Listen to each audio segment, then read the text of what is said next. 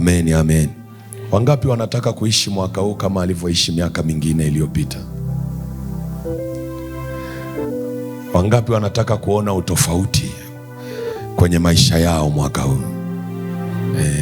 Yes.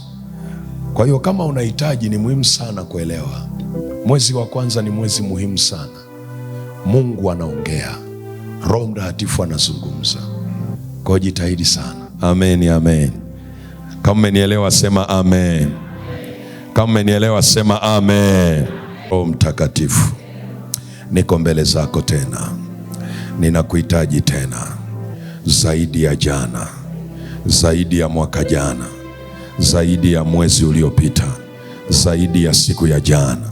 Ninakuhitaji tena kwa upya kabisa. Roho Mtakatifu, sema nami tena. Niko tayari Bwana kupokea neno lako, kusikia neno lako, katika jina la Yesu. Niwezeshe Bwana kuelewa yaliyo mapenzi yako jioni ya leo, kwa jina la Yesu aliye hai. Amen, amen, amen, amen, amen. Tunamshukuru Mungu kwa kweli, na tuendelee na kipengele cha somo letu sasa la jioni ambalo tunakuwa nalo, ambalo Roho Mtakatifu ametupa katika majira haya, na kutambulishwa na Bwana kwenye nyakati mpya. Kutambulishwa na Bwana kwenye nyakati mpya. Tumeshatoka mbali kidogo, na sina uhakika kama tunaweza tukarudi kule nyuma. Kama hujapata nafasi ya kuwepo hiyo siku, unaweza ukafuatilia kwenye YouTube yetu. Kwa hiyo utafuatilia kutambulishwa na Bwana kwenye nyakati mpya. Nilikueleza nyakati zimebeba makusudi. Nyakati mpya zimebeba maisha mapya ndani yake. Nyakati mpya zimebeba matukio mapya. Na nikakueleza kibibilia, unapojifunza swala la muda au nyakati, utaona kuna maeneo muda umetajwa kwa miezi na miaka na siku, lakini kuna maeneo muda umetajwa kwa matukio, kwa matukio, kwa matukio.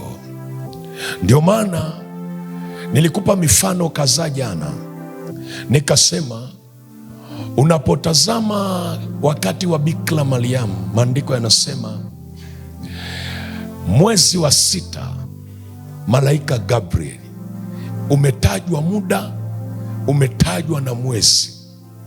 Lakini unaposikia habari za Isaya kumuona Bwana, maandiko yanasema mwaka ule Uzia alipokufa, haujatajwa ni mwaka gani, lakini muda umetajwa kwa tukio. Lakini nikakuonyesha kwenye Matendo 12 anaposema panapo majira yale yale, hayajatajwa ni majira ya kipindi gani, lakini majira yale yametajwa kimatukio. Nikakueleza pia, nikasema hata wakati Yesu anatoa unabii wa siku za mwisho, anaposema upendo wa wengi utapoa, anazungumza, anasema myaonapo hayo changamkeni. Hataji mwezi, hataji mwaka, lakini anataja nyakati kimatukio. Anataja matukio kama kalenda ya muda, ya kuonyesha kwamba myaonapo matukio ya namna hii, mjue jambo fulani limekaribia. Lakini ukiona kwa Timotheo pia, Paulo anapomwandikia Timotheo, anaposema siku za mwisho kutakuwako nyakati za hatari, alafu anataja matukio yatakayotambulisha kuwa hizi ni nyakati za hatari. Lakini hakutaja miezi, hakutaja mwaka, hakutaja siku, Alimesema tu siku za mwisho kutakuwako nyakati za hatari.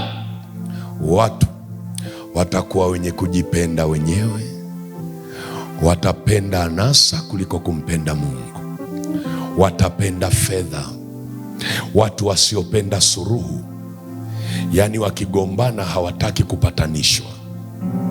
Anasema hizo ni siku za mwisho ambazo zimebeba nyakati za hatari. Kwa hiyo unaona kalenda ya nyakati za hatari ikitajwa kimatukio, na ndio maana jana nikakueleza wale wanaojifunza kwenye masuala ya muda, utaalamu, ukisoma kwenye zile lugha za asili za kibibilia, kuna Kigiriki na Kiebrania. Kigiriki tunaita Kiyunani kwa Kiswahili kizuri. Ukisoma kwenye lugha za kiathiri, wanapojifunza masuala ya muda, kuna maneno yanaitwa Chronos and Kairos. Amen, amen. Yanaitwa Chronos and what? Kairos. Haya ni maneno ya Kigiriki ambayo yanaelezea swala la muda. Sasa ukisoma habari ya Chronos maana yake ni muda ambao unatajwa kuanzia sekunde, saa. Ni majira yanayotajwa kwa kutaja muda, sekunde, saa. Amen. Siku, wiki, mwezi, mwaka.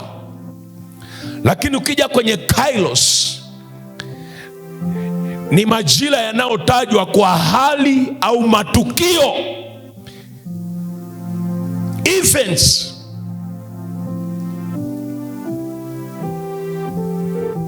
Kwamba saa ya kulala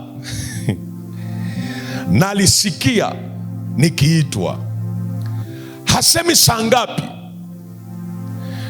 Na haya mambo utayaona hata wale waliozaliwa zamani. Ulikuwa ukimuuliza wazee wa zamani, ukiwauliza, anakwambia nilizaliwa kipindi mvua ndio zinaanza kunyesha. Au nakosea mzee mchungaji? Haelezi mwezi haelezi tarehe, ila anaeleza nini? Tukio, hali. Maana yake huyu alikuwa anatumia kitu kinaitwa Kairos. Amen, amen. Amen, amen. Amen, amen. Mwingine anakwambia mimi nakumbuka nilizaliwa kipindi ndio tuko kwenye harakati za kutafuta uhuru wa Tanganyika. Sasa wewe ndio itabidi ukadirie hapo. Ukimuuliza mwaka gani mzee, anasema sijui, ila ninachokumbuka kulikuwa na harakati za kutafuta uhuru, ndio kipindi nilizaliwa. Sasa ameshataja muda, lakini hajataja ni mwezi gani wala mwaka gani. Nikakwambia na kibiblia ukisoma utaona kuna matukio, sio matukio, ila ni kalenda ya muda. Na hadi sasa kuna vitu vinapotokea vinaelezea aina ya nyakati. Kuna matukio, maana yake nini? Roho Mtakatifu anajaribu kukufundisha kuanzia hivi tunavyoenda kwenye majira mapya. Jifunze kufuatilia matukio kama lugha ya Mungu. Usifikiri kila tukio ni tukio tu. Kuna matukio ambayo ni kalenda, yanakuhabarisha kwamba nini kinaendelea. Kwa hiyo tunaposema kutambulishwa na Bwana kwenye nyakati mpya, maana yake lazima ujue kwamba hizo nyakati kuna mambo yamebebwa ndani yake. Kuna aina ya maisha yamebebwa huko ndani. Kuna aina ya watu wamebebwa huko ndani, ambao Bwana asipokutambulisha utabaki unatembea kama mtu aliye gizani, haelewi kinachoendelea. Kila kitu kwako ni surprise. Mwalimu, nataka kusema nini? Nilikusomea kwenye kitabu cha Matendo ya Mitume, na ninarudia hapo hapo kwa sababu ni kitabu chetu cha kila siku, na utakuwa unashangaa kila siku nikisoma kuna ajenda mpya inazaliwa hapo. Kitabu cha Matendo ya Mitume sura ya 9, nikakwambia mstari wa kwanza mpaka wa 20 ngapi? 22. Lakini mimi nikaanzia kusoma mstari wa 10. kama nakumbuka. Lakini leo sianzii mstari wa 10, leo naanzia mstari wa 9. Haleluya, watu wa Mungu. Matendo ya Mitume sura ya 9, naanzia mstari wa 9. Leo ni 9:9. Sura ya 9 naanzia mstari wa 9. Sema mstari wa 9. Naanzia mstari wa 9. Biblia inasema akawa siku 3 haoni, hali wala hanywi. Basi palikuwepo Dameski mwanafunzi jina lake Anania. Bwana akamwambia katika maono. Usisahau hilo neno. Bwana akamwambia katika maono, Anania.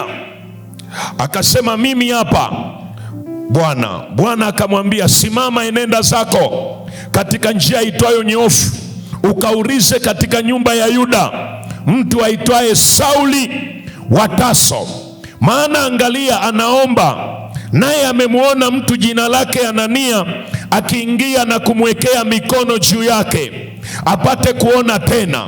Lakini Anania akajibu, Bwana, nimesikia habari za mtu huyu kwa watu wengi, mabaya mengi aliyowatenda watakatifu wako Yerusalemu. Hata hapa ana amri itokayo kwa wakuu wa makuhani, awafunge wote wakuitiao jina lako. Lakini Bwana akamwambia, sema lakini Bwana akamwambia. Maanake ni muhimu sana hapo, usipasahau. Nenda tu, kwa maana huyu ni chombo kiteule kwangu, alichukue jina langu mbele ya mataifa na wafalme na wana wa Israeli, maana nitamwonyesha yalivyo mengi yatakayompasa kuteswa kwa ajili ya jina langu. Anania akaenda zake, akaingia mle nyumbani, akamweleza, akamwekea mikono akisema, ndugu Sauli, Bwana amenituma Yesu, yeye aliyekutokea katika njia ulioijia, upate kuona tena, ukajazwe Roho Mtakatifu. Mara vikaanguka machoni pake vitu kama magamba, akapata kuona, akasimama, akabatizwa, akala chakula na kupata nguvu. Akawa huko siku kadha wa kadha pamoja na wanafunzi walioko Dameski. Mara akamhubiri Yesu katika masinagogi kwamba yeye ni mwana wa Mungu, na wote waliosikia wakashangaa, wakasema, siye huyu aliyewaharibu waliolitia jina hili huko Yerusalemu? Na hapa alikuwa amekuja kwa kusudi hilo, awafunge na kuwapeleka kwa wakuu wa makuhani. Sauli akazidi kuwa hodari, akawatia fadhaa Wayahudi waliokaa Dameski, akithibitisha ya kuwa huyu ndiye Kristo. Haleluya, Bwana asifiwe, Bwana asifiwe.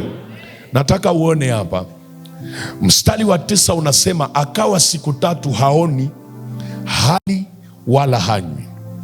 Baada ya kukutana na Yesu alipoteza kuona, alipoteza kuona, alafu akawa hali hanywi, amefunga. Maana yake hanywi maji, hiyo ni mfungo kavu. Nikisomaga hapa na tafakari sana. Yaani mtu kakutana na Yesu leo kaingia kwenye mfungo leo wa siku 3 bila kula. Alafu kuna mtu amekutana na Yesu miaka mingi, unaambiwa mfungo wa masaa 12, anakuambia hapo ni parefu sana mwalimu. Lakini huyu kakutana naye siku hiyo hiyo, kafunga siku hiyo hiyo, siku 3 amefunga, na hakukaa tu akashinda bila kula. Hapana, maandiko yanasema alikuwa anaomba, aliomba kiwango ambacho akaona maono. Napenda hapa sana, aliomba mpaka akaona maono, akamwona mtumishi anaitwa Anania anakuja kumwekea mikono. Yaani napenda hapa, watu wa Mungu, napenda hapa. Mwalimu, kwa nini unasema unapenda hapa? Napapenda sana hapa, napapenda hapa. Nilikuwa namwambia hadi rafiki yangu mmoja mtumishi wa Mungu, nikasema kwa nini hata kama tunahitaji watumishi kutuwekea mikono, usiende kwa kila mtumishi akuwekee mkono? Kwa sababu ulichokibeba kina aina ya watu ambao Mungu amewaweka. Akikuwekea mkono ni kwa agizo la Mungu, sio kwa vile anavyojisikia yeye. Jina la Yesu libarikiwe. Jina la Yesu libarikiwe. Na mtu akijifunza hapa atagundua hata kama yuko kwenye shida, atajifunza kuomba. Kama Mungu analeta msaada kupitia mtumishi, yule mtumishi kabla hajamwekea mkono anamuona. Siku moja nakumbuka nilikuwa mahali fulani kwenye huduma, alafu mtu mmoja akanipigia simu, tena alinitumia tu message, akasema, mwalimu, nimekuona, kuna jambo ninalipitia, nimekuona ukiwa unaniombea. Sasa mimi saa hiyo hata sijui anapitia jambo gani, lakini akasema nimekuona. Alipotamka neno lile nimekuona, tena akanielezea, akasema, mtoto wangu amekuwa akilia na kuteseka usiku muda mrefu sana. Akasema, lakini nimekuona ukiniombea. Nimekuwa nikiombea sana hili jambo, lakini leo nimekuona ukiniombea. Alipozungumza namna hiyo, kitendo cha kusema tu, mzigo ukaingia ndani yangu wa kumwombea. Maana yake kama angelisema yeye alafu ametunga tu maneno yake, ule mzigo nisingepata moyoni wa kumwombea. Umewahi kuona saa nyingine mtu anakuambia jambo afu unasikia mzigo wa kufunga na kuomba? Saa nyingine unaomba maombi ambayo ungeyatamani we ndio ujiombee, alafu unajikuta unamwombea mtu mwingine. Alafu ukimaliza unaanza kusema, Mungu, na mimi kuna mtu kweli anaweza akaniombea haya maombi nipate msaada wa namna hii? Yaani unakuta kuna aina fulani ya upako umekaa juu yako kumwombea yule mtu. Unamwombea mtu maombi mpaka unayatamani, wewe unayemwombea unayatamani yale maombi angekuwa ya kwako mwenyewe. Nani anafanyaga vitu vya namna hiyo? Ni Roho Mtakatifu. Aliyetengeneza mazingira hayo ni nani? Yule aliyekuwa na shida, badala ya kwenda kwa mtumishi kwanza, alienda kwa Mungu kwanza, alafu Mungu akamwinua mtumishi wa saa hiyo kuja kumsaidia. Ndio maana usipojifunza kanuni kama hii ya Sauli, utazunguka kwa watumishi wengi na utafika mahali utajikatia tamaa na utaona kama vile Mungu hayupo. Kumbe Mungu yupo pale pale. Haleluya watu wa Mungu. Haleluya watu wa Mungu. Haleluya watu wa Mungu. Haleluya watu wa Mungu. Hasa mwalimu, ulitaka kusema nini? Baada ya Sauli kupelekwa kwenye nyumba ya mtu anaitwa nyumba ya Yuda, maandiko yanasema ndipo Bwana akamtokea akamwambia Anania katika maono. Jana nilikwambia kwa nini Bwana anamwambia Anania katika maono ya kwamba nenda kamwekee mikono Sauli, kamwombee. Na Anania anaanza kubishana na Bwana, anamwambia, namfahamu Sauli nimesikia habari zake mbaya, huyu mtu anaua, huyu mtu anaharibu kanisa.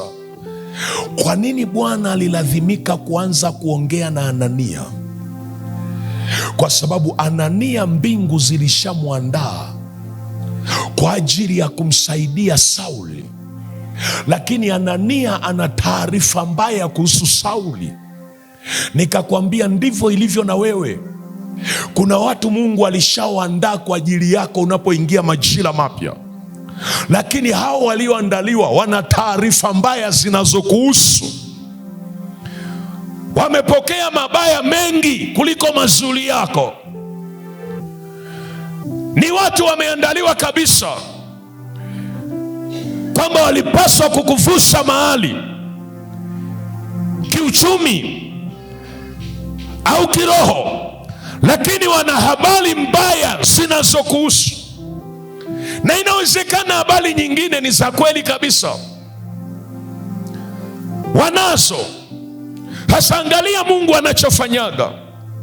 Ikiwa alioandaa tayari habari mbaya zimewafikia kabla hawajaja kukuvusha mahali ulipo, Mungu alipoandaa watu waje wakuvushe kwenye nyakati na majira kama hayo, walishapokea habari mbaya kabla wewe hujakutana nao. Mungu anachofanya, hata ruhusu wewe ukutane nao kwanza.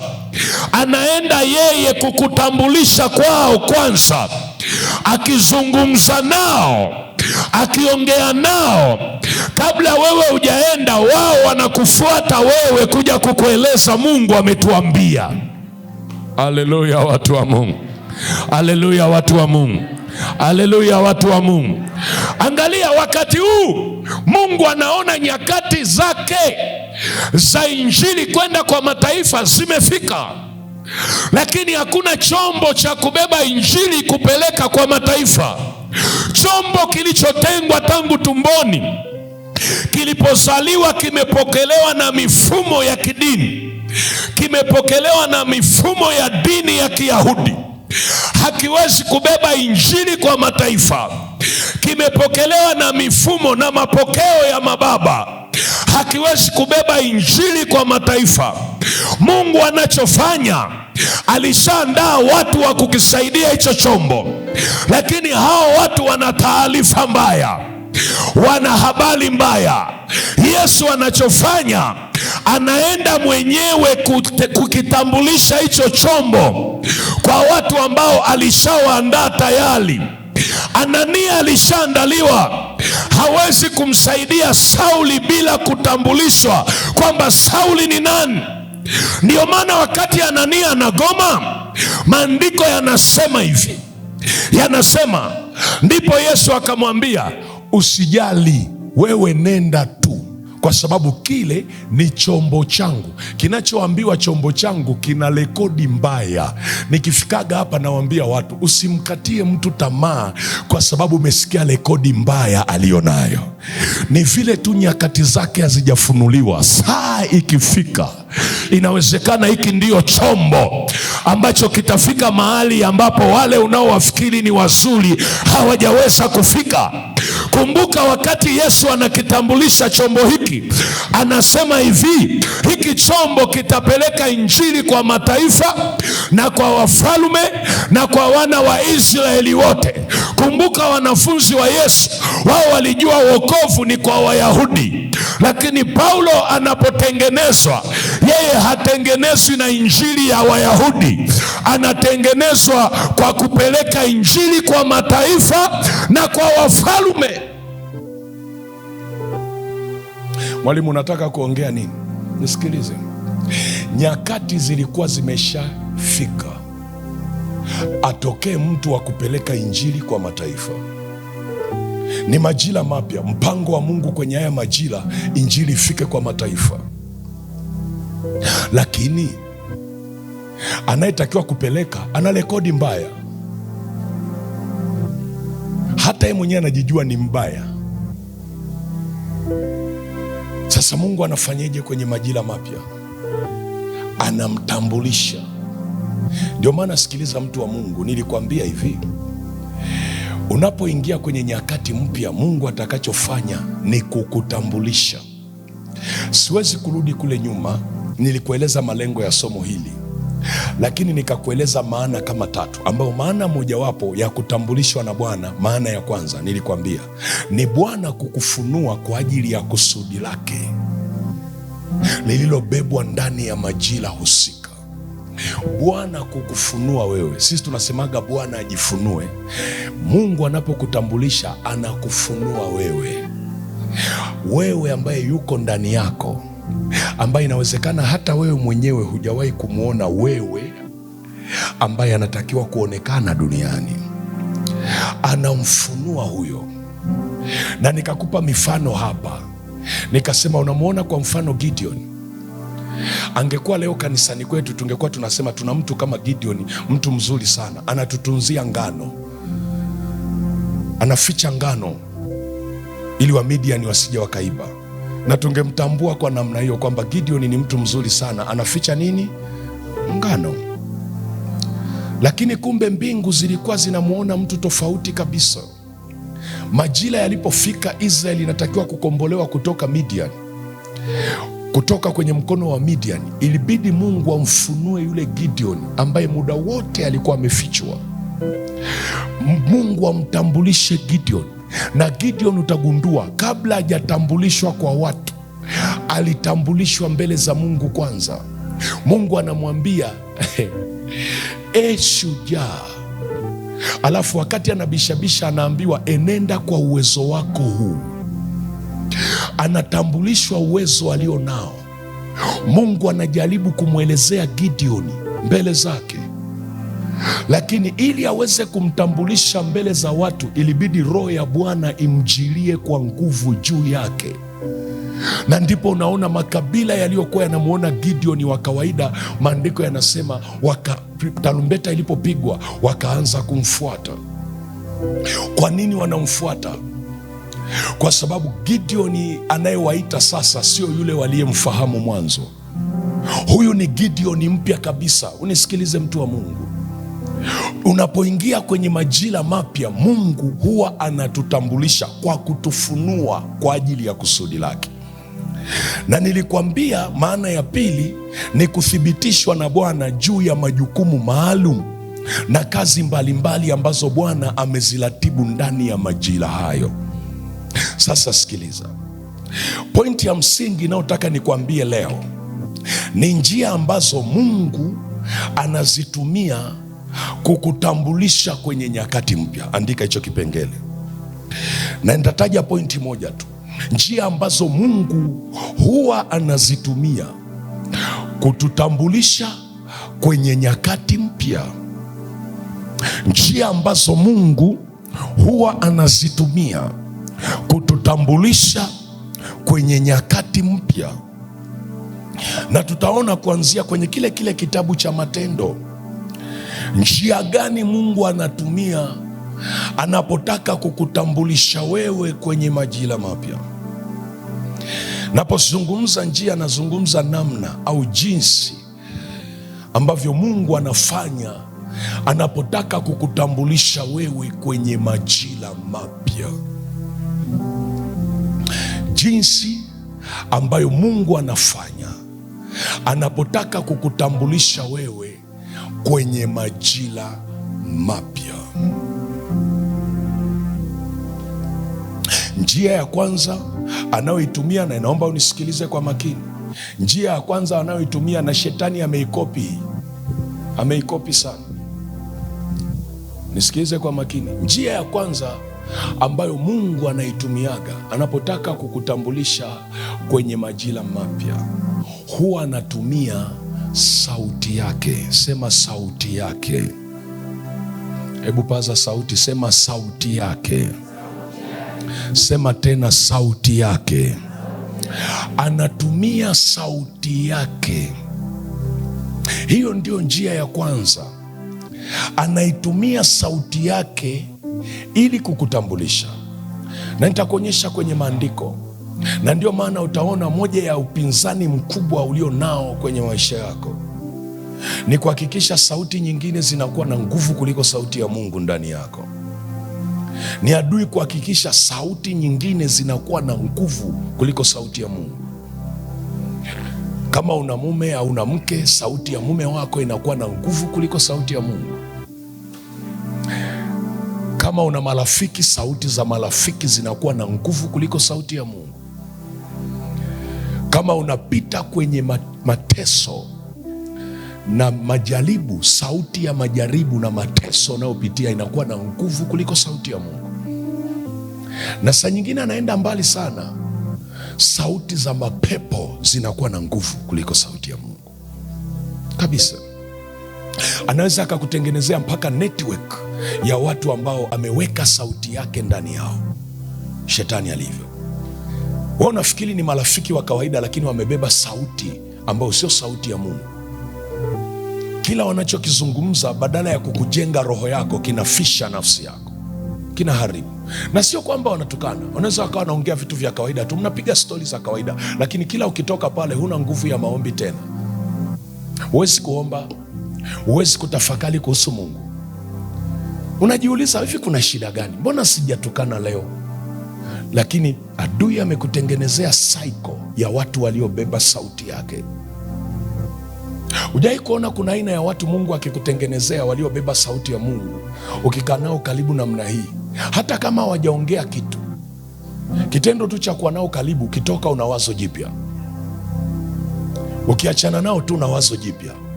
Hujai kutana na watu wa namna hiyo? Saa nyingine umekutana naye tu, umecheka naye tu, unasikia matumaini ndani ya moyo wako. Mwingine umesalimiana naye tu, anakwambia habari ya siku nzuri, nimefurahi kukuona, nimefurahi kukuona. Ukiachana naye tu unashangaa matumaini yameinuka ndani. Wala hajakwambia Mungu akutie nguvu, kitendo cha kukusalimia tu. Wako watu wa namna hiyo. Lakini umewahi kukutana na mtu anaweza akaa na kufariji, alafu unashangaa ndio unazidi kuvunjika moyo.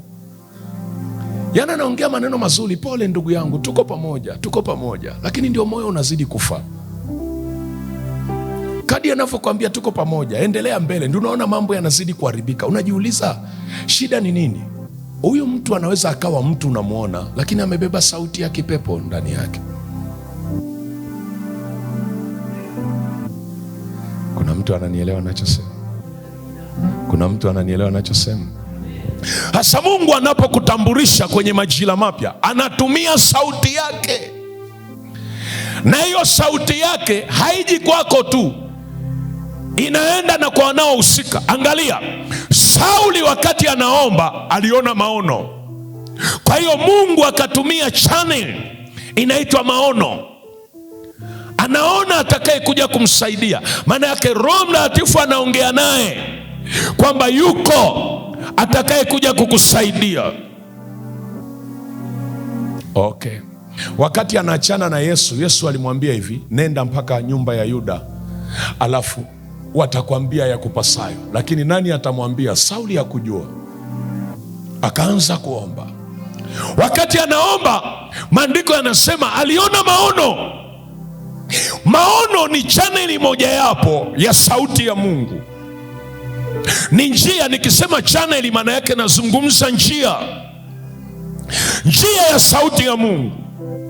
Akaona njia ile ile ambayo Yesu ameitumia kwa Sauli, akaenda kuitumia kwa Anania. Biblia inasema akamwambia Anania katika maono. Sauli ameona maono, Anania akaona maono. Anania anapoona maono, Anania anaambiwa sikia Anania. Tena maandiko yanasema akamwambia Anania. Anania akasema ndiyo Bwana. Asema nenda katika njia ile nyoofu mpaka nyumba ya Yuda, utamkuta mtu anaitwa Sauli wa Tarso. Anazungumza naye.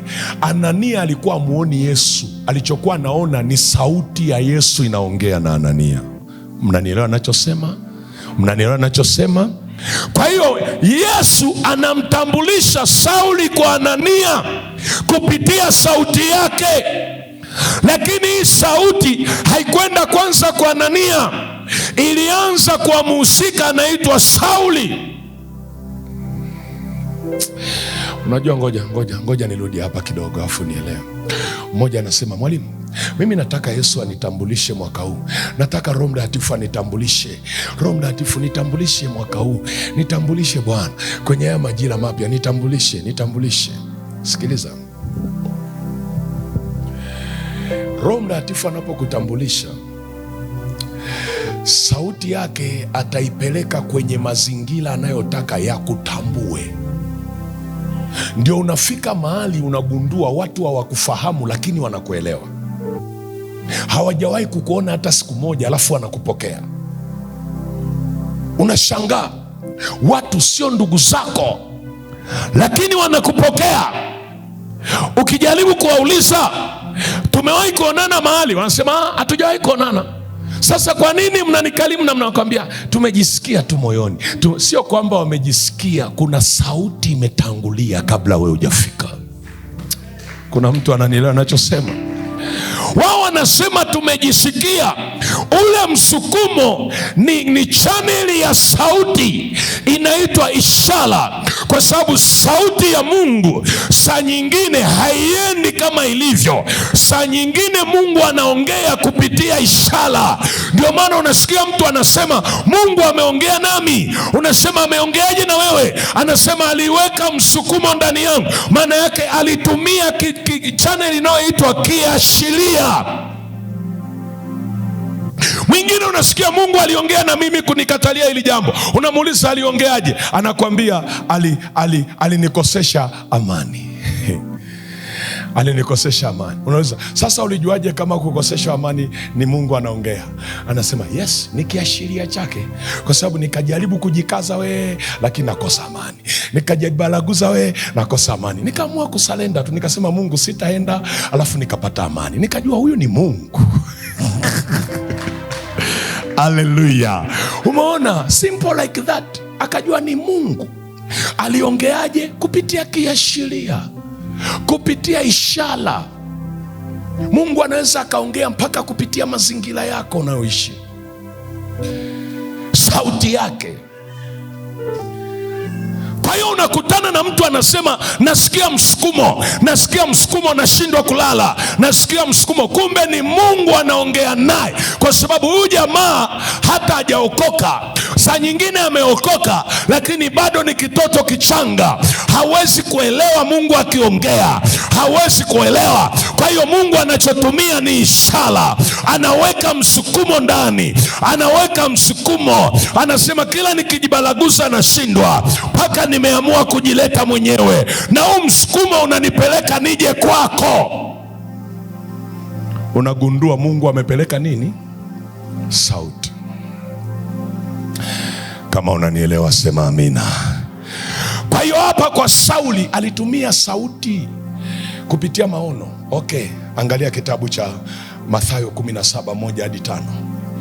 Utaona hapo Mungu anaongea, lakini kwa sauti yake anamtambulisha Yesu, lakini sauti yake ilipita kwenye wingu la utukufu. Wingu la utukufu. Mungu anazungumza. Ndio maana watu wengi ambao wanapata shida ya kusikia sauti ya Mungu, njia nyepesi ya kusikia sauti ya Mungu, jifunze kukaa ndani ya uwepo wake. Utaisikia tu, utaelewa. Tena Mungu ataongea na wewe zaidi ya njia 2 hata 5. Anaweza kuongea na wewe. Anaweza akaongea na wewe umelala, ataongea na wewe unatembea, ataongea na wewe umekaa, ataongea na wewe, anaweza akaongea na wewe unafanya kazi, anaweza akaongea na wewe uko kanisani, ataongea na wewe uko kazini kwako, ataongea na wewe uko kwenye biashara. Kwa nini? Kwa sababu uko ndani ya uwepo wake. Na hiyo ndio njia nyepesi ya kusikia sauti ya Mungu, kukaa ndani ya uwepo wake. Umeangalia kile kitabu cha Mathayo 17? Bwana asifiwe. Bwana asifiwe. Bwana asifiwe. Bwana asifiwe. Umeangalia Mathayo 17? Mathayo 17 ule mstari wa 1 hadi wa 5. Umeiona Umeiona, si ndio? Bwana asifiwe. Ule wa 5 anasema, alipokuwa katika kusema, tazama wingu jeupe likawatia uvuli, na tazama sauti ikatoka. Sema sauti ikatoka. Tena inasema sauti ikatoka katika lile wingu ikisema, huyu ni mwanangu mpendwa wangu ninayependezwa naye. Alafu anasemaje? Msikieni yeye. Hii ni sauti inatoka kwenye wingu la utukufu. Inamtambulisha nani? Inamtambulisha Yesu. Maana yake kuanzia pale wakina Petro na Yohana hawakumchukulia tena Yesu kawaida. Kwa nini? Kwa sababu sauti imemtambulisha. Ndio maana nisikilize, ukienda mahali watu wanakusalau, usipate shida, usigombane na watu bwana. We mwambie tu Mungu, sauti yako acha iseme nao. Wakigoma kusikia hapa, achana nao. Kuna wengine watasikia, watakuja kuwasimulia kwamba yule mama mnayemchukulia kawaida, Yesu ametuambia sio wa kawaida hivyo. Wanakuambia mbona tunamjua yule mama dhaifu. Wao wanakuona dhaifu, lakini mbingu zinajua zilichoweka ndani yako. Kama nanielewa sema amina. Ndio maana saa nyingine usigombane sana. Sauti ikaongea, huyu ni mwanangu mpendwa ninayependezwa naye, msikieni yeye. Sauti inaongea. Mmoja anasema, mwalimu nataka kuongea nini? Ngoja nimalizie hapa tuombe uondoke. Mimi mwenyewe nataka kuondoka hapa, kwa hiyo sio unasifikiri wewe peke yako. Bwana asifiwe. Unaweza kufikiri wewe peke yako tu. Wewe nataka kutoka hapa ila inashindikana. Ngoja tumalizie. Bwana asifiwe. Bwana asifiwe. Bwana asifiwe. Bwana asifiwe. Maana saa nyingine ukikaa huko unaweza ukasema mimi nataka kutoka, ukafikiri mwalimu yeye anataka kuendelea. Ngoja tumalizie. Fungua kitabu cha Hesabu. Kitabu cha Hesabu. Tasikia tu mwalimu nataka kuondoka. Sasa nani anataka kukaa? Kila mtu anataka kuondoka hapa. Shughuli ni kutoka hapa. Tubadilishane kidogo, uje hapa uone kama na utaondoka. Jina la Yesu libarikiwe. Fungua kitabu cha Hesabu sura ya 23. Umeona sura ya 23? Umeona sura ya 23? Umeona sura ya 23? Umeona sura ya 23? Angalia ule mstari.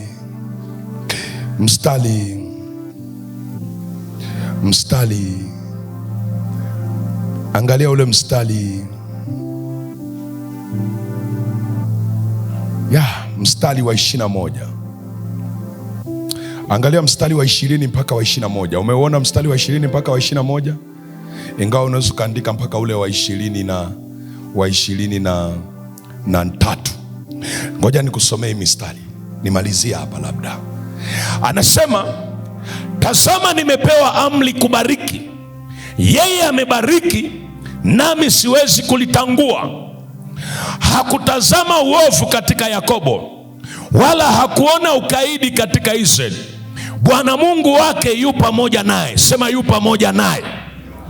Sawa kwa kaneno. Bwana Mungu wake yu pamoja naye. Alafu anasemaje? Ako ndio nakataka. Anasemaje? Na anasemaje? Iko wapi? Katikati yao. Si tu Bwana yuko pamoja naye, lakini na sauti kuu ya mfalme iko katikati yao. Ulipokuja kunikodi mimi Balaam ili niweze kuwalaani Israeli wasofike, uweze kuwapiga, uweze kuangamiza, lakini nilipoenda nilichokutana nacho sio kuwalaani tena. Ilitokeza sauti kuu ya mfalme. Badala ya kuongea na mimi, punda akaongea. Kwa nini punda anaongea? Balak amepanga hila. Anasema Israeli wanataka kupita kwenye taifa langu. Kwa hiyo akatuma wazee ili wapeleke na wabebe na ujira wa uganga ili Balaam waweze kuwalaani Israeli. Lakini hakujua hawa naoenda kuwalaani sio kwamba wanatembeaga peke yao, wanatembeaga pamoja na Bwana. Hawatembeagi tu pamoja na Bwana, lakini na sauti kuu ya mfalme katikati yao. Wasiposema wao, yupo wa kuwasemea. Wasipoongea wao, yupo wa kuwaongelea. Kwa nini? Sauti kuu ya mfalme. Ndio maana Balaki hapa, Balaam analalamika. Namwambia Balaki, wewe unamwambia ni walaani hawa? Nimeamuliwa kubariki. Mimi ni nani hata nilaani ikiwa yeye amebariki? Sijui unaelewa anachosema. Yaani hapo saa hiyo unakuta wachawi wamekaa vikao, wanatishiana wao kwa wao. Mlinituma nikamloge yule, nyewe mnamjua, mnamfahamu vizuri. Nendeni nyinyi sasa, nendeni nyewe. Kila saa mnaniambia tu tenda, mnanisukumia. Mnajua kilichonikuta wakati ndio najiandaa kuruka angani, nimekutana na sauti kuu ya mfalme. Sijui kama unanielewa ninachosema. Unanielewa mtu wa Mungu? Kwa nini sauti hii ilikuwa katikati yao? Ili kuwatambulisha Israeli. Sikiliza Bwana, ukitembea na Mungu, Mungu anapokuingiza kwenye majira mapya, ndani ya majira mapya kuna vita hujawahi kutana nayo. Kuna watu wanajipanga kinyume kuliko unavyodhani. Kuna watu wameandaliwa kuhakikisha wanaharibu maisha ya wengine. Wakati wanajipanga, wakikutazama hivi wanakuchukulia kawaida. Saa nyingine hawaelewi kwamba saa hii ni zamu yako na wewe Bwana kukutambulisha. Usije ukafikiri Mungu anakutambulisha kwa wazuri tu, anakutambulisha na kwa wabaya. Anawaambia touch not, msimguse huyu. Hujasoma maandiko wewe? Balaki alikuwa anajua wale jamani watu tu, hakujua katikati yao yuko Bwana. Alafu kuna sauti inayoongea kwa niaba yao. Oh my Lord.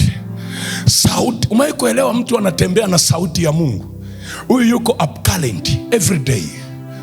Kila siku yeye yuko na good news. Habari mpya, habari njema. Kwa nini? Kwa sababu iko sauti ya mfalme.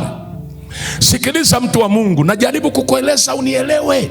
Wengine nikisema hapa kutambulishwa na Bwana, wewe unafikiri tu utatambulishwa kwa watu. Unajua Mungu atanitambulisha kwenye uchumi wangu, atanitambulisha kwenye baraka zangu. Sawa, atakutambulisha na kwa wachawi. Nataka ujue hili, hujasikia. Nasema hivi, atakutambulisha na kwa watu gani? Wachawi. Lazima wajue, wafahamu kwamba Bwana amefanya nini kwenye majira haya mapya kwenye maisha yako. Wakati wanakuona ni yule mwembamba, ni yule anayevaa kaukanikuvae, anatembea step kama vile zinagongana, wanasema huyu mbona tulishammaliza. Hawajui Bwana anakutambulisha upya kwenye majira mapya. Watakachokutana nacho ni sauti kuu ya mfalme. Kama nanielewa sema amina. Kama nanielewa sema amina. Kama nanielewa sema amen. Kama nanielewa sema amen. Kama unanielewa sema amen. Unaweza usinielewe, waulize watumishi ambao wanazunguka mikoa mbalimbali wakuelezee. Saa nyingine mtu anakuja kuomba msamaha, hujui kilichomkuta. Alafu anakuambia mwalimu nisamee. Unajiuliza nikusamee nini? Vimeumana. Unaambia sasa nikusamee nini? Wewe hujui hata cha kumsamee. Sasa akwambia nisamee kwa kweli, nisamee kwa kweli. Unamuuliza nikusamee nini? Vimekutana. Yeye alikuwa anategemea sauti ya shetani, kumbe mwenzako anatembea na sauti ya mfalme. Tena Biblia inasema sauti kuu ya mfalme. Balaki alibaki mdomo wazi. Madhabahu 7 zimeshindwa cha kufanya. Aliyebarikiwa na Bwana huwezi kumlaani. Huwezi kumlaani. Utapigana naye lakini hutashinda. Utashindana naye lakini hutashinda. Utapanga hila zitafika mwisho. Hata ukimchukia hautatoboa. Hata ukinuna utanuna mpaka ufe, lakini hautamshinda. Aliyebarikiwa ni amebarikiwa. Ni amebarikiwa tu. Ni amebarikiwa. Huwezi kumshusha. Ni amebarikiwa tu. Utatega mitego yote, hutafanikiwa. Utapanga hila, hazitafanikiwa. Utaomba msaada, hawatakusaidia. Utaenda kila mahali kukusanya vikosi, havitaweza. Mwenzako hayuko peke yake.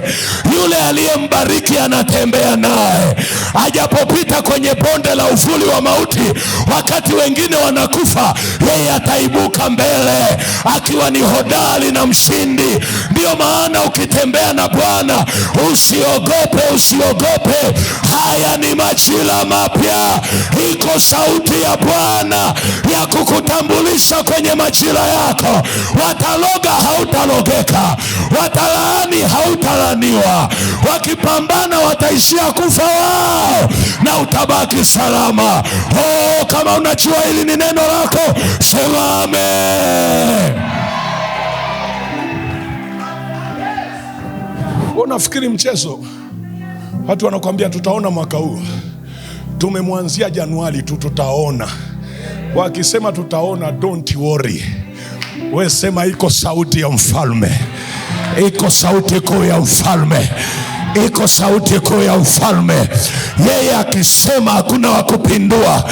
Sauti yake sio tu inahamisha milima, mpaka mbingu zinatikisika kwa sauti yake. Ni nani anaweza kushindana na Bwana akashinda? Sisi hatupiganagi wenyewe, ni Bwana anapigana, ni Bwana anatushindia. Ndio maana ukielewa hivi, usiogope. Usiruhusu sauti za vitisho. Mwambia tutakunyamazisha. Mnyamazishe nani? Unaambia hii ni type ya kunyamazishwa. Unaambia hii ni type ya kuzofishwa. Kuambia ufiki kokote. Nani kasema? Unaambia watu nani kasema sifiki kokote? Jangwa litatoa maji, jabali litatoa maji, chemchemi zitatibuka, njia itapatikana katikati ya bahari, njia itapasuliwa katikati ya bahari. Wakikwambia kwa nini unajidai unajifanya mshindi, unawambia ninayo sauti ya mfalme mkuu. Hakuna wa kunitisha hapa duniani, na neno limesema usiogope wanadamu. Wanadamu ni kitu gani Bwana? Yuko Mungu aliye hai, Jehova. Yuko Yesu. Kuna mtu ananielewa, kuna mtu ananielewa, kuna mtu ananielewa. Ndio maana saa nyingine ukizingirwa namna hii, acha kuogopa ogopa. Unainuka unasema hamna shida. Kama mnaweza kumshinda Yesu, njooni, kwa sababu hii vita inanipeleka kwenye utukufu. Usiogope vita, usiogope vitisho. Saa nyingine wanakuambia unaona tulivyokufanya, waambie kuna utambulisho unakuja. Bwana anakwenda kueleza mambo mapya. Bwana anaenda kuandika historia. Unawaambia usisubiri mtu akusemee, sema mwenyewe. Wewe ni nabii wa maisha yako, andika historia kwa kinywa chako. Mwambie Bwana anakwenda kuandika historia. Bwana anakwenda kufanya jambo. Wakati wanashangaa, wataona cheche zinatokea, wataona milango inafunguka, wataona unainuka mahali hawakutarajia uinuke, wataona utukufu unatokea. Kama unanielewa sema amen. Walimu unaongea nini? Ndio nakwambia Bwana anatumiaga sauti. Hakutambulishi tu kwa watu, kwa watumishi, atakutambulisha mpaka kwa wachawi. Unajua wachawi anajitambulishaje kwao? Anawambia we gusa hapa kakione. Kamuulize Balaam, watasikia, wataelewa. Anasema anambia we, na huo ujira uliopewa wamekuletea kwamba haribu familia yake, gusa hapa uone mwaka huu kitakacho kukuta. Ndio maana nimekwambia jipange kuomba. Haleluya, haleluya. Acha kutembea na Mungu wa kusimuliwa, tembea na Mungu halisi kwenye maisha yako. Saa ya kusimuliwa Mungu imeshaisha. Hii ni saa ya kumwona Mungu akionekana kwako. Na ninakwambia inawezekana. Nasema tena inawezekana. Nasema tena inawezekana. Kama Sauli aliona maono, we ni nani ushindwe kuona maono? Inawezekana. Kama yeye alisikia na akaelewa, na wewe utasikia na utaelewa kwa jina la Yesu. Kwa sababu na wewe una Mungu yule yule. Sauti kuu ya mfalme ipo katikati yao. The voice of the king. Sauti ya mfalme. Natamani hadi siku niandike, nitunue t-shirt niandike the voice of the king. The voice of the king. Sauti ya mfalme. Inawaza, naona kama ina sound vizuri. Sauti kuu ya mfalme. Chukua t-shirt afu naiweka hapo, sababu tukitamka wengine hawasikiagi, inabidi uvae na t-shirt ili ukipita waone.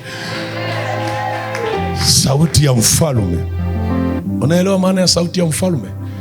Uliyeweka kiwingu kunizuia nisipite, utatoka wewe. Utatoka mwaka huu wanaokuzuia. Mimi nimesema, kwa kama uko miongoni mwa watu wanajipanga, wanasema si mfuko tutamzuia, jiandae kutoka. You are going to move aside. Sijui unanielewa nachosema? Usiogope. Mimi nakueleza, watu wanaopanga kukuzuia ukitembea na sauti ya mfalme, hao ni wakina Balaki, watatoka. na yule waliyemtuma na atakufa. Unajua Balaamu alishia wapi? Alishia kufa. Mmoja anasema, mwalimu, umeanza kututisha. Hapana, kuna watu wameonewa, imetosha sasa. Ni majira mapya kwenye maisha yao. Kuna watu wamekaa mahali pamoja, inatosha. Wewe mpaka watu wanamdauti Mungu wake, wanasema huyo Mungu anayemtumikia amemsaidia nini? Mpaka watu wanaongea vibaya, wanamtukana Mungu. Nafikiri Mungu anajisikia vizuri? Watu wanajipiga hadi vifua, wanasema tumemkomesha. Mmemkomesha nani? Kaeni tena njiani mwaka huu, kaeni njiani. Waambie wakae njiani. Waliozoea kukaa njiani waambie wakae njiani. Kwani tunatangaza usiku, si mchana? Leo si jioni. Andika na tarehe, waambie wakae njiani mara hii. Wakati Bwana ananitambulisha wataona kinachotokea. Wakae njiani, wakae njiani waone. Wakae njiani waone. Unanielewa? Unanielewa wachungaji? Wakae njiani. Lazima muambie watu wakae njiani tena. Wanasemaga mchungaji atanifanya nini? Wakae njiani mara hii tena. Anasema huyu ni mwanamke tu, kwanza ana nini? Wakae njiani tena. Wewe si mwanamke tu, waone. Mandaraba shandarabas. Hao wakina Balaamu wana kazi mwaka huu. Wana kazi. Ukiona nimeanza kupunguza hivi, natafuta hatua za kuchomoka hapa ili uweze kwenda ujiandae na maombi ya kesho. Wana kazi. Mwambie jirani yako wana kazi mwaka huu. Sijui unanielewa? Wanasema tumeshamzimishaga huyu, anaweza kuomba. Wana kazi. Sio swala la maombi, ni swala la sauti ya Mungu kutembea na wewe. Wana kazi. Haleluya. Haleluya. Kama mnanielewa sema amina. Kama mnanielewa sema amina. Kama mnanielewa sema amina. Mwambie jirani yako, jirani, wana kazi mwaka huu. Shike mkono, mwambie jirani yangu, mwaka huu wana kazi. Waliopanga kukuzuia mwaka huu wana kazi. Watakiona. Mwambie tena, watakiona. Unajua nikiongea hivi mwingine haelewi. Nakwambia kuna watu sio waona wewe. Wewe unachoangalia tu ni matokeo, vitu vimekwama. Lakini kuna watu wanashughulika usiku na mchana, alafu wanafurahia wakiona unalia. Usilie mbele yao. Mwaka huu watalia wao. Watalia wao. Mungu akakutambulishe jamani. Mimi nakuombea Mungu akutambulishe. Mungu akutambulishe. Waliokuwa wanatumia udhaifu wako kukugandamiza, mwaka huu wataona kwamba yule aliyekuwa Sauli sasa ni Paulo, ni chombo kiteule cha Bwana. Kama kuna mmoja ananielewa seme amina. Sema amen. Sema amen. Sema amen. Simama kwa miguu yako. Simama kwa miguu yako. Hapa mahali ni pazuri sana. Nasema mwalimu, unaongea kama unacheka hivi. Kuna watu hapa tayari tumeshafitinisha kwenye ulimwengu wa roho. Tayari wamekana tension kwenye ulimwengu wa roho. Kama wanakutizama kwenye televisheni zao, kwenye vifaa vyao, wanasema yuko wapi? Yuko chechi. Alafu wanasema yuko kanisani saa hii. Anaambiwa nini? Hizi ndio taarifa tulizokuambia. Mwaka huu hivyo vifaa vyao vyote havitafanya kazi. Vinaungua kabisa. Mimi nakwambia iko sauti ya mfalme, sauti ya kukutambulisha. Hautajielezea. Watu watakupokea kama vile ulizaliwa nao. Wengine watakufurahia kama vile ulikuwa pamoja nao. Kumbe ni Bwana anakutambulisha. Hakuna wa kukwamisha maisha yako saa ambayo Bwana ameruhusu wewe uweze kuinuka. Na ndio maana usivunjike moyo. Usivunjike moyo. Iko sauti. Iko sauti. Simama kwa miguu yako, andaa sadaka yako, andaa sadaka yako. Kuna bahasha kwa ajili ya siku ya kesho. Nimetangaza sadaka hapo. Kuna bahasha kwa ajili ya siku ya kesho. Ninaomba hizo bahasha. Yuko Mungu, yuko Mungu. Andaa sadaka yako, funika macho yako, inua mikono yako juu, fuatana na mimi maombi haya. Nataka ujiombee, nataka ujiombee. Yuko Mungu yuko Mungu, watu wa Mungu, yuko Mungu. Unajua, wakati naongea maneno watu wanasema amen, watu wanasema amen. Wengine roho ya ushindi ilikuwa inaingia ndani yao kabisa. Unaona kabisa roho ya ushindi ikimwingia ndani, roho ya ushindi, roho ya kushinda. Ndio maana usifikiri kawaida wenzako wanaposema amina, wewe unashangaa shangaa. Mwingine anapoitikia, anaposema amina, maana yake na iwe hivyo, na iwe hivyo. Roho ya ushindi inaingia. Nilikwambia kuna neno ukilisikia, kuna sauti ukisikia, roho inakuingia. Mandarabashandarabas. Nyenyua mikono yako juu. Nataka uombe kwa dakika chache, alafu uweze kwenda. Kandarabashandarabakorabasi risandarabakorabashanda rikandarabasandarabakora. Nataka nikuongoze maombi haya, lakini hawa wakiweza kujiombea wajiombee tu. Lakini ukiona mwalimu nashindwa kujiombea, mimi natamani nisaidiwe kuomba, wewe utasogea mbele, lakini si kila mtu. Nilikwambia usisogee mbele kama Roho Mtakatifu haja kuhimiza kusogea mbele. Kwa sababu mwalimu, kwa nini unaongea hivyo? Kwa sababu nasikia vitisho ndani ya mioyo ya watu. Yaani mtu anatishwa mpaka kwenye ndoto, anatishwa kabisa, anatishwa.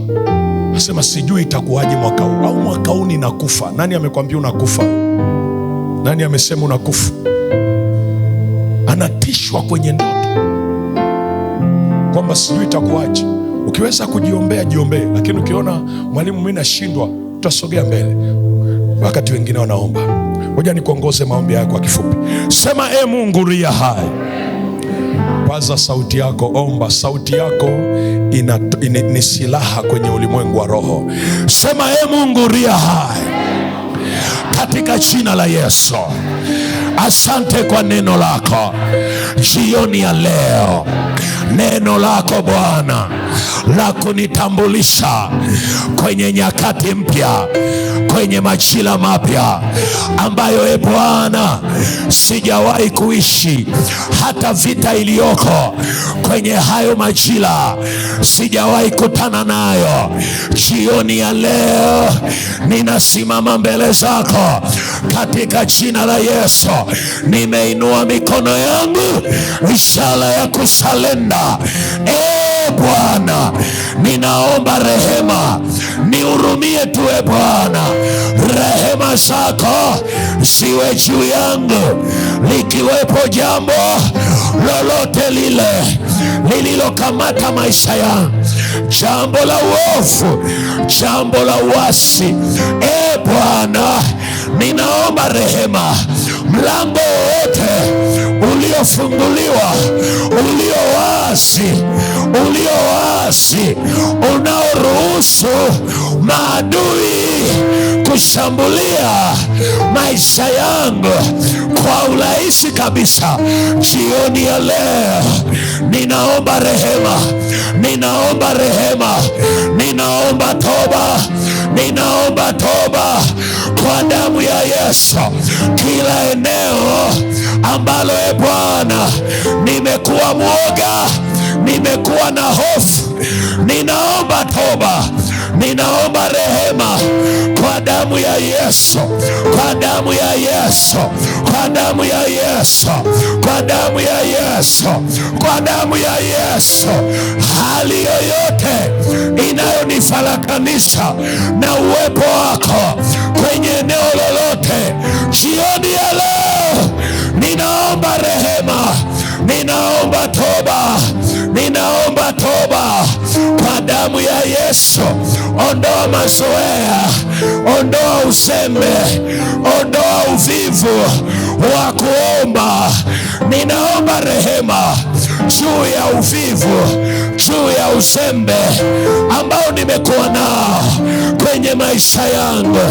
Nirehemu e Bwana, nirehemu e Bwana, nirehemu e Bwana, nirehemu e Bwana, kwa damu ya Yesu, kwa damu ya Yesu, kwa damu ya Yesu, kwa damu ya Yesu, kwa damu ya Yesu, kwa damu ya Yesu, kwa damu ya Yesu, kwa damu ya Yesu, kwa damu ya Yesu.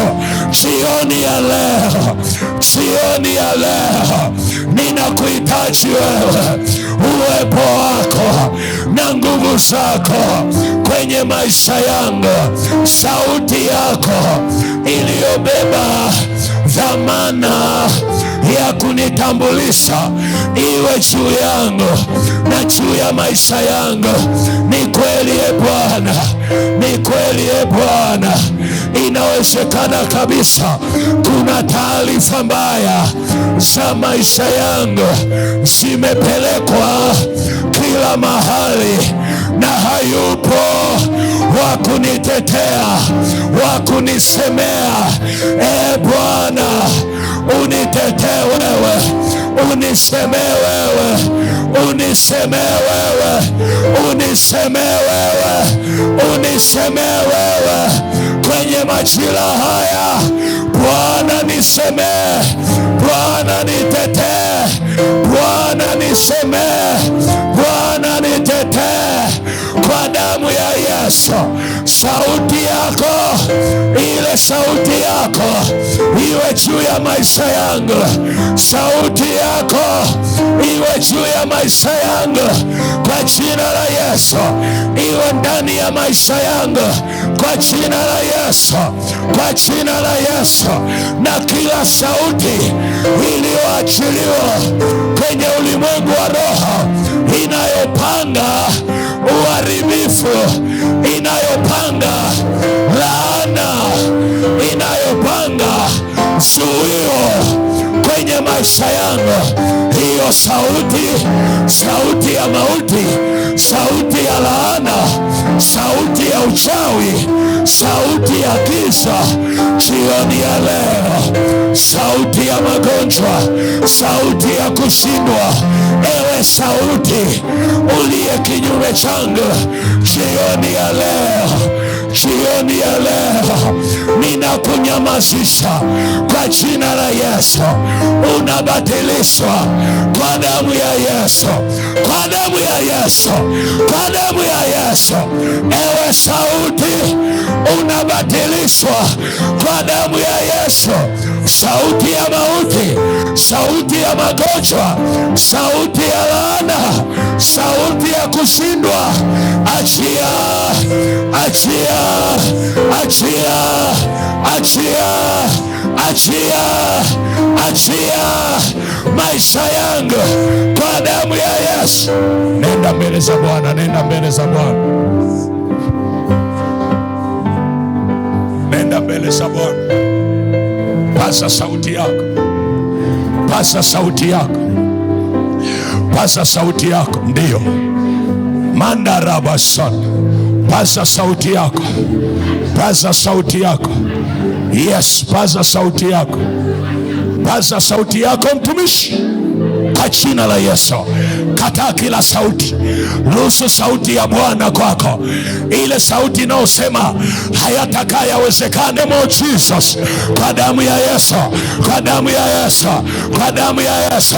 Ndiyo, kila sauti, hizo sauti zinazosema haitakaiwezekane, sauti za mizimu, sauti za mapepo, sauti za mateso, sauti za magonjwa, haya haya haya haya haya haya, kwa damu ya Yesu, kwa damu ya Yesu, kwa damu ya Yesu, kwa damu ya Yesu, kwa damu ya Yesu.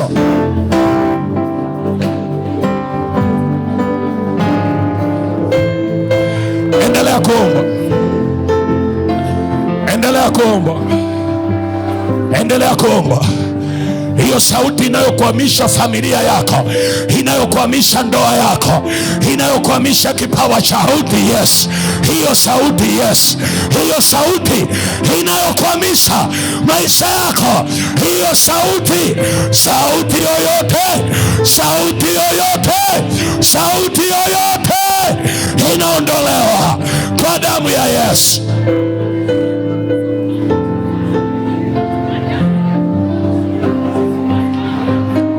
Mandarabasa.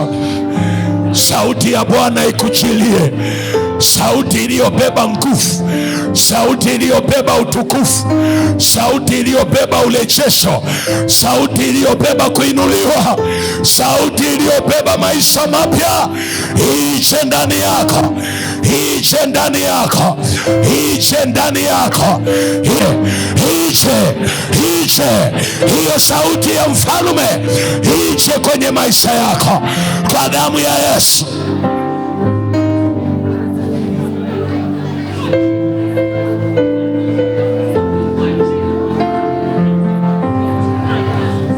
Mandarabasa, mandarabasa,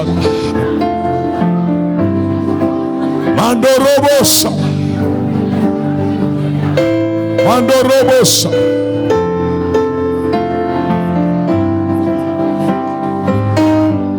Endelea kidogo, ndio tunamaliza. Mwambie Bwana sauti yake ije mpaka kwenye eneo la uchumi wako, mpaka kwenye eneo la ndoa yako, mpaka kwenye eneo la watoto wako, mpaka kwenye eneo la wito wako. Ile sauti ambayo itakutetea, itasema na maadui zako, hiyo sauti ya mfalme ije kwenye maisha yako, in the mighty name of Jesus, kwa jina la Yesu aliye hai. Sauti yenye uwezo wa kufungua milango iliyofungwa, ije, ije, ije, ije, ije, ije, ije, kwa jina la Yesu, kwa jina la Yesu, kwa jina la Yesu, kwa jina la Yesu, kwa jina la Yesu, kwa jina la Yesu.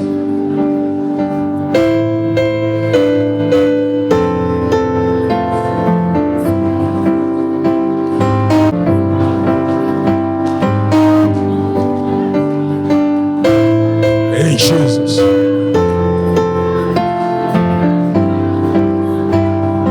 In Jesus. Endelea mtu wa Mungu, nilikwambia hii ni semina ya kusikia neno na kuomba sana. Omba, omba, omba mpaka uone kwenye moyo wako kuna mlango unafunguka, mpaka uone kuna mambo yanakuwa halisi. Ndio tunamkana muujiza wako upo leo, usisubirie kesho. Mwambie Bwana hiyo sauti, mwambie Bwana hiyo sauti, mwambie Bwana hiyo sauti.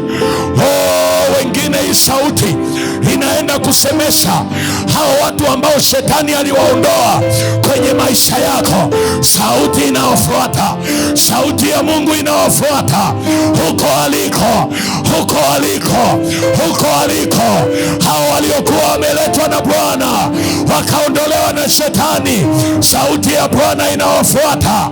Kando rabosa rabashanda rabakora risanda rabakora basaya rimanda rabasa. Hao waliondolewa kwenye maisha yako, sauti ya Bwana inawafuata. Yes, inawafuata. Rabosa risata rabakora rimanda rabasaya kandoria darabasaka, kwa jina la Yesu aliye hai.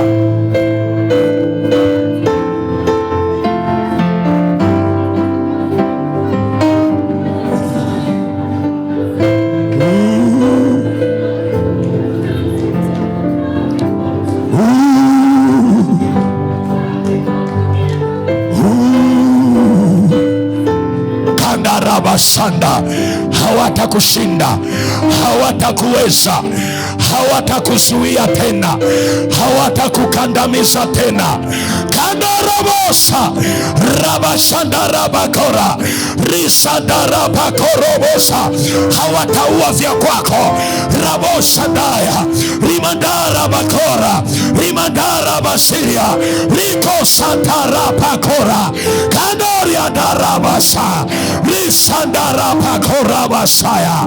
Kwa jina la Yesu, kwa jina la Yesu, rakosandaya rimandara basiria rikokodo robosa rika santara pakora rimandara basaya, kwa damu ya Yesu.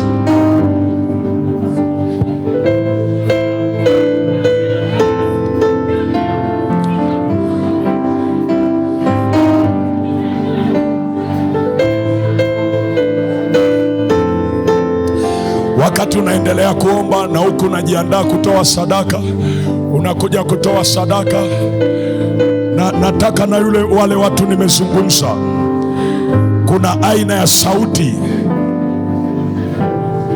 kuna aina ya sauti kwenye maisha yako ambayo inaleta vitisho. Sogea hapa mbele haraka. Kuna mtu namsikia moyoni sauti inayoleta vitisho, hata akilala kwenye ndoto, hata akiwa anatembea kiwaza tu anasikia woga moyoni. Kimbia hapa haraka, nasikia hili jambo haraka haraka. Sisemi hujaokoka, umeokoka. Sogeni hapa, hauwezi kufa. Nyanyua mikono yako juu, fungua moyo wako tu. Unaona Roho Mtakatifu anachoenda kukifanya huko ndani sasa hivi, dakika hizi chache, dakika hizi chache. In the mighty name of Jesus, hautashindwa kumtumikia Mungu, hawatakukwamisha. Kilichopangwa kitatokea, hakitafanikiwa. Hawatazimisha umoto ndani yako, kwa mamlaka niliyopewa, kwa mamlaka niliyopewa. Nasema kwa mamlaka niliyopewa, in the mighty name of Jesus, ninakuombea sasa. Ninaamuru hiyo sauti na hiyo roho iliyobebwa na hiyo sauti, na hiyo sauti inanisikia sai, inanisikia sai, inanisikia sai, in the mighty name of Jesus. Yes, yes. Nafunga huo mlango wa vitisho na huo mlango wa hiyo sauti kuanzia sasa, kuanzia sasa, kuanzia sasa, kuanzia sasa. Hiyo sauti inanyamazishwa in Jesus name. Yes, yes. Endelea kuomba hapa in Jesus. Yes. Angalia hii neema ambayo Mungu amekupa dada. Adui hataki kuona ukiwa jasiri, hataki kuona ukiendelea mbele. Hawawezi kuzuia maisha yako kuanzia tarehe leo, kuanzia hivi ninavyokuombea, kuanzia hivi ninavyosema, kuanzia hivi leo, kuanzia tarehe leo. Pokea hii neema. Hiyo sauti ya mauti mwachie, mwachie. Hamtaizuia neema ya Mungu iliyo kwenye maisha yako, Jesus name. Yes. Wala uzao wako hautazuiliwa. Kuanzia leo ninaikomesha kwa damu ya Yesu. Yes. Wewe ni chombo cha Bwana, wewe ni chombo cha Bwana. Roho za machoka, maroho ya kuzimu yanayoprani kukushinda wewe, hawatakuzuia kuanzia leo. Kuanzia leo na kuwekea alama ya ushindi kwenye paji la uso wako, kwenye nafsi yako. Waje usiku au mchana, they will never locate you in Jesus. Funikwe na nguvu za Bwana kuanzia sasa, kuanzia sasa kijana, Jesus name. Hakuna vita itakayoshinda kwenye maisha yako. nanyamazisha hiyo sauti, nanyamazisha na hiyo roho inayosimamia sauti. In Jesus name. Kuanzia leo, kuanzia leo, roho ya ujasiri na imani ndani yako. Yes, hakuna vitu kufa wala kuharibika. The mighty name of Jesus. Kuanzia sasa, maono halisi ya maisha yako na mwelekeo mpya vinaumbika kuanzia leo. Yes, hautaonewa, hautaonewa. Wewe ni mtoto wa Mungu, hauonewi kuanzia leo. Kuanzia leo ninavyosema, Jesus, pokea hiyo nguvu kwenye nafsi yako by the power. Jesus, mshike kifuani. Jesus, usionewe. Nasema usionewe tena, usionewe tena. Jesus, usionewe tena. Hiyo roho inayokuonea isikuonee tena. Hakuna mauti, hawatakatisha maisha yako. In Jesus name. Imekuwa Baba, imekuwa, imeshakuwa kwenye maisha.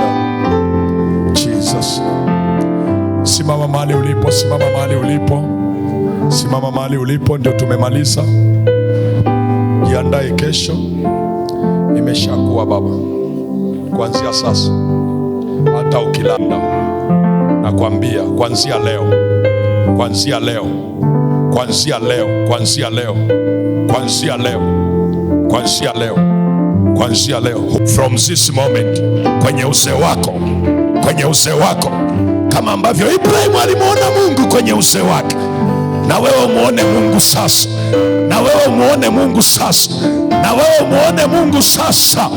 Akupe identity mpya, akupe utambulisho mpya, uione neema ya Mungu, uone uwezo wa Bwana, uione nguvu ya Mungu kwenye uzee wako. In Jesus name. Imekuwa Baba, imekuwa, imekuwa, imekuwa, imekuwa, imekuwa, imekuwa.